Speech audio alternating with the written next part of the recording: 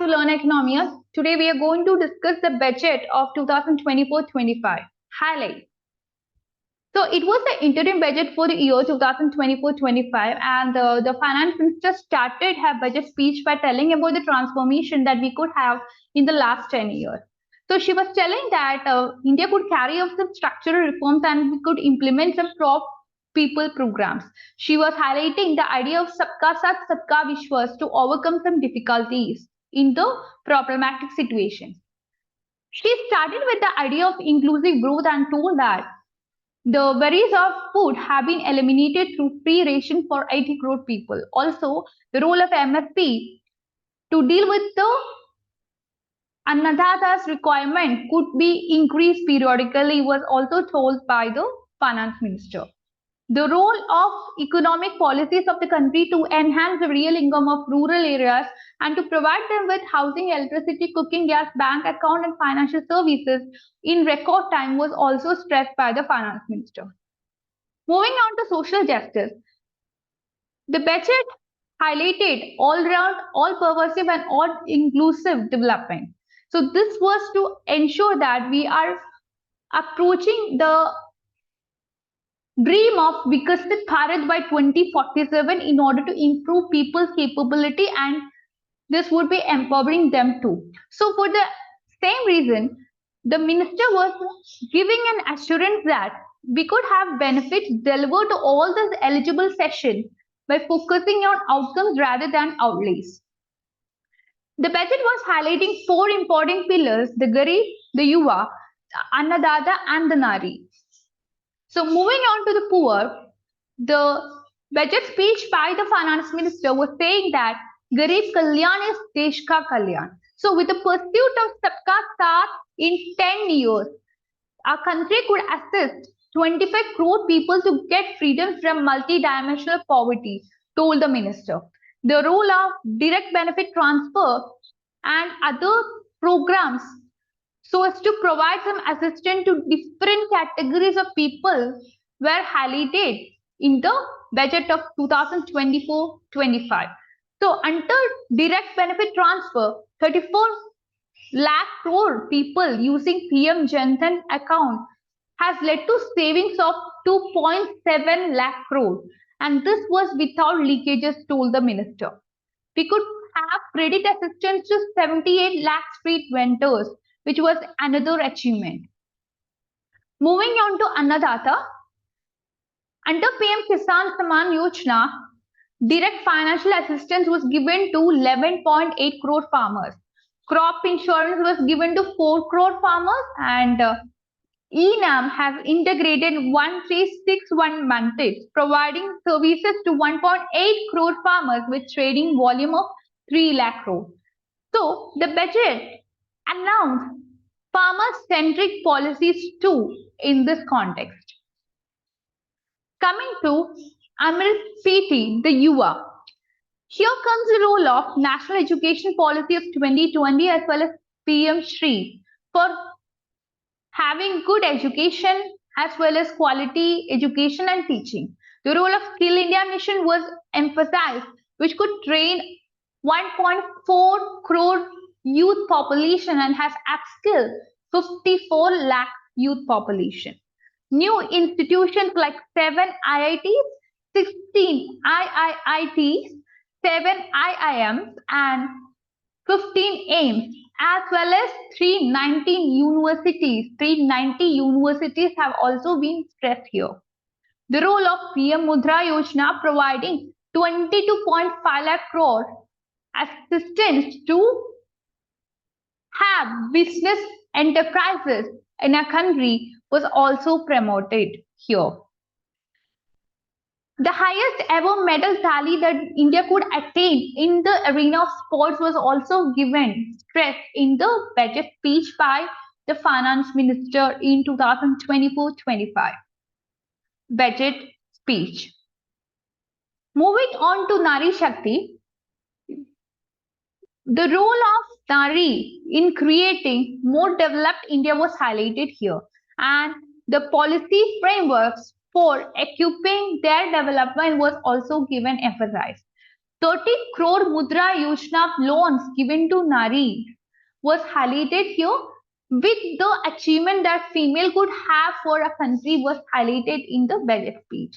Female enrollment in higher education, making it 28% more compared to what we could attain in the last 10 years was highlighted here. Increasing participation of women in workforce and 70% houses under PM Awas Yojana created in rural areas for women category was again highlighted by the finance minister in her budget speech of 2024-25. Moving on to new definition for GDP, governance, development and performance. Besides having high growth in gross domestic product, the finance minister told that the country is focusing on minimum government and maximum governance.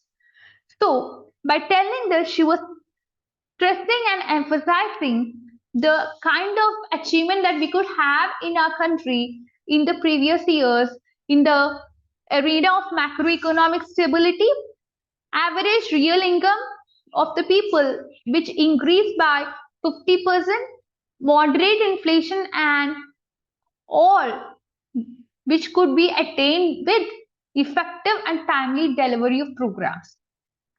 Now, moving to economic management, the budget of 2024-25 was highlighting some inclusive arenas like infrastructure development to all parts of the country, digital public infrastructure, goods and service tax, strengthening of financial sector, GIFT, IFSC, and the Unified Regulatory Authority.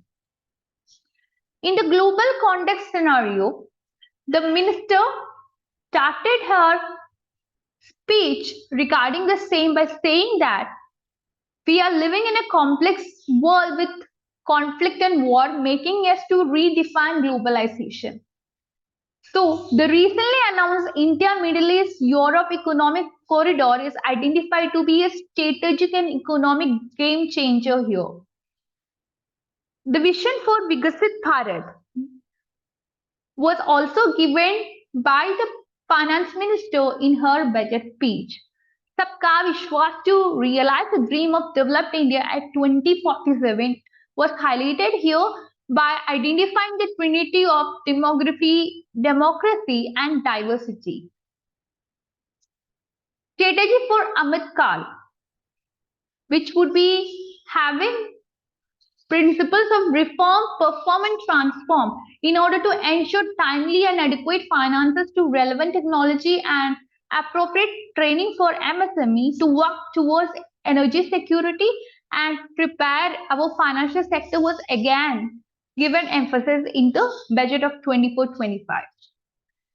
Regarding aspirational district program, the minister told that we are ready to assist the state and faster development by generating ample economic opportunities.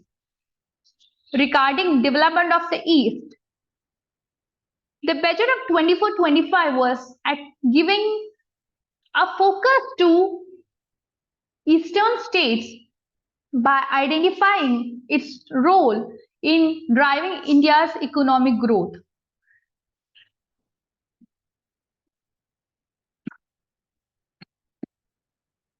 Now, PM Awas Yojana Gramin. We are close to achieving the target of 3 crore houses, told the minister, and in that 2 crore more houses will be taken up in the next 5 years. Regarding rooftop solarization program, the minister told that 1 crore houses would be enabled to obtain up to 300 units of free electricity every month, and this would be transforming India because it would be creating several expansionary possibilities for the country by having savings up to 15 to 18,000 rupees for people, which could later be utilized for several other avenues. Regarding housing for middle class, the budget promised that it would be launching a scheme to help deserving sections of middle class to buy or build their own houses. In the arena of medical colleges, the budget plans to set up more medical colleges by utilizing the existing hospital infrastructure. And also, the finance minister told that the committee will be set up in order to examine the issues as well as to make some relevant recommendations. In the sphere of maternal child healthcare, the budget announced upgradation of Anganwadi centers and UN platforms would be there for managing immunization. Regarding cervical cancer vaccination, the budget has encouraged vaccination for girls in the age group of 9 to 14 years. In the context of Ayushman Bharat scheme, health care cover would be extended to all ASHA workers, Anganwadi workers as well as helpers. For agriculture and food processing, efforts for value addition in the agriculture sector is being recognized by the budget of 2024-25 with Pradhan Mantri Kisan Sampada Yojana benefited 30 lakh farmers and generated 10 lakh employment. The role of Pradhan Mantri formalization of micro food processing enterprises Yojana, which could assist 2.4 lakh SHGs, was highlighted here. The role of private-public investment in post-harvest activities was given focus in the present budget. Coming to nano DAP, after the successful adoption of nano urea, the budget announced that this will be extended in all agro-climatic zones for various crops. Regarding Atmanirbhar Oilseeds Abhiyan, here, as per the budget, a new strategy would be formulated in order to attain Atmanirbharata for oilseeds. And some oilseeds are selected here like mustard, groundnut, sesame, soybean and sunflower. This would be also covering some researchers in the given area. The dairy development was also identified an important priority in the budget of 2024-25, where a comprehensive program for supporting dairy farmers is being formulated. So here efforts would be taken in order to deal with the already going on programs to control foot and mouth disease. The program, as per the budget announcement, would be in connection with the success of the existing schemes. Moving on to Matsya Sampada. So this is in connection with doubling of both inland and aquaculture production. We could have seafood exports since 2013-14 with a double effect. Pradhan Mantri Matsya Sampada Yojana, as per the new budget, would be stepped on to enhance aquaculture productivity. This would be doubling exports, would generate 55 lakh employment opportunities in near future, as well as it will be focusing on creating 5 integrated aqua parks. Now, Lakpati Didi, which was again finding its position in the present budget. So this has been identified in connection with the nearly 1 crore women already becoming Lakpati Didi. So in the present budget, it has been decided to enhance the target for Lakpati Didi from 2 crore to 3 crore. Regarding technological changes, opportunities for India at the global level is being taken up, and the finance minister highlighted that the country is showing solutions through innovation and entrepreneurship, and the role of innovation and entrepreneurship has been highlighted here. Regarding research and innovation, a corpus of rupees 1 lakh crore would be established with 50-year industry loan was highlighted, and also a scheme for strengthening deep tech technologies for defense purpose and other aspects of the country, and expediting Atmanirbharta was announced in the new budget. Regarding infrastructure and development, a huge multiplier impact has been highlighted here. And in the present budget, an outlay for the next year is being increased by 11.1% to 11,111 crore rupees, which is 3.4% of the GDP. And in the case of railways, 3 major economic railway corridor programs would be implemented as per the new budget. So this would be coming under the PM Gati Shakti. That would be enabling multimodal connectivity, which will improve logistic efficiency as well as reduce cost. Operations of passenger train would be improved, as well as 40,000 normal rail bogies would be converted to Vande Bharat standards. And this is to enhance safety, convenience and comfort of passengers. Moving to aviation sector. In this sector, number of airports would be doubled to 149, as well as we could have some expansion of existing airports as well as development of new airports would be continued. Regarding Metro and Namo Bharat.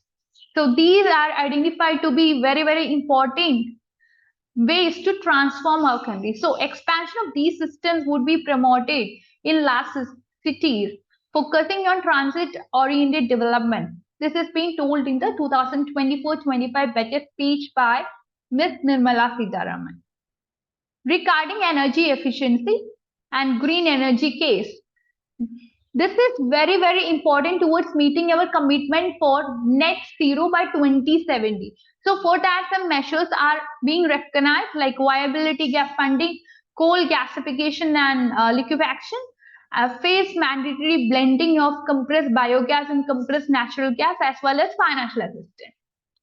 Regarding electric vehicle ecosystem, the government is trying to expand and strengthen the e-vehicle ecosystem by supporting manufacturing and changing infrastructure. So for that, greater adoption of e-passes for public transport networks would be encouraged through the payment security mechanism, and this is what is being identified in the new budget.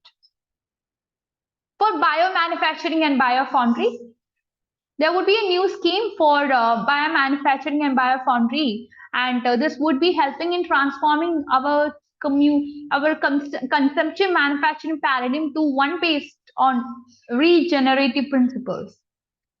For Blue Economy 2.0.